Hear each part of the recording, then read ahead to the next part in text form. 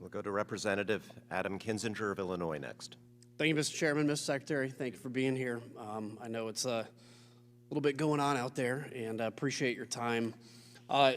Just a quick thing on the JCPOA that's been discussed. I think it is worth noting there are provisions of the JCPOA that would be expiring now had we stayed in it. And I think it's important when we talk about the future. In foreign policy time, like 10 years actually is pretty quick. And so I want to pivot a little to Ukraine from that perspective.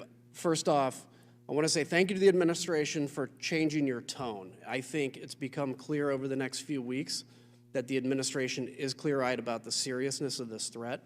I was concerned with some of the wording early on, but it does appear as we've doubled down our commitment. I mean, it's very clear to me that Ukraine, and I think you've said this too, sir, Ukraine is fighting for all of us.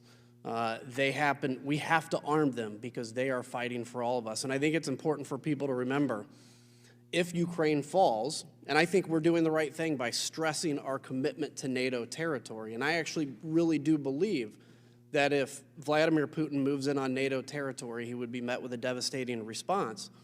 But I think it's important for people to remember, there's a lot of real estate still that's not in Ukraine, that's not part of NATO. And that's why it's important right now for us to make sure that Vladimir Putin can go no further. And I hope he loses some of his occupied territories.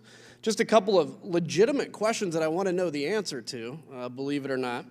I want to ask first off about a month ago it was reported that there might have been the use of chemical weapons in Ukraine. I wondered if you had an update on that in terms of what we know.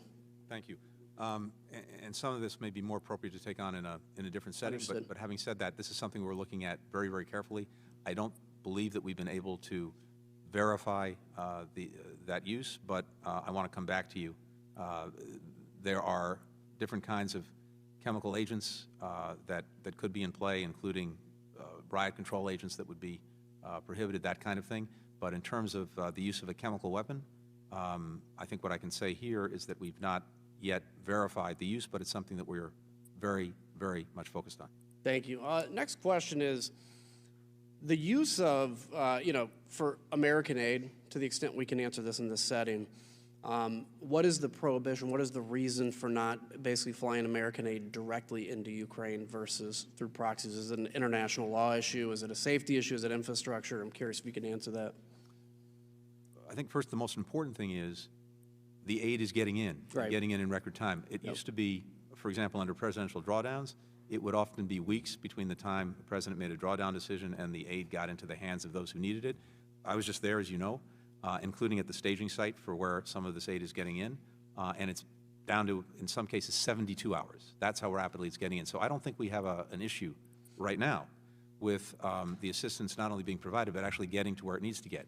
Once it gets to the border and it's handed over to the Ukrainians, they're the ones, of course, who are getting it where it needs to go. They know this a lot better than we do, and they've been extremely effective in making sure that these supplies could get where it needs to get. And let me ask you about the Air Force side of things. I believe one of the programs we used to do through the Air National Guard, I'm a member of the Air National Guard, we would pair with Ukrainian Air Force, we'd do fake fights, train each other, we'd train them to fly. Has there been any consideration to restoring those programs, bringing Ukrainian pilots potentially to American Air Force bases to learn to fly? Because, I mean, yes, it takes a long time to train a pilot, it does, because we're so good, but it takes a long time to train a pilot, but there's no time like now to start, so I wanted to ask you about that. I agree with the general proposition, and indeed we are moving forward on training, because here's one of the challenges. Some of the systems that the Ukrainians would like to have that could be effective in repelling the Russian aggression and defending the country are systems that they're not trained on, and it does take some time.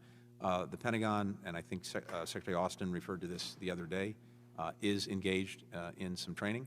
So are other allies and partners in Europe. I can't address that specific program.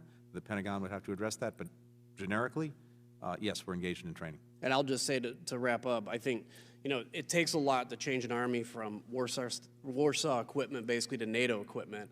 I think with what we're seeing with our allies and donating some of the old Soviet equipment is actually helping to accelerate that process to switch over to NATO standards. So thank you, Mr. Secretary, and I'll yield back. Thank you.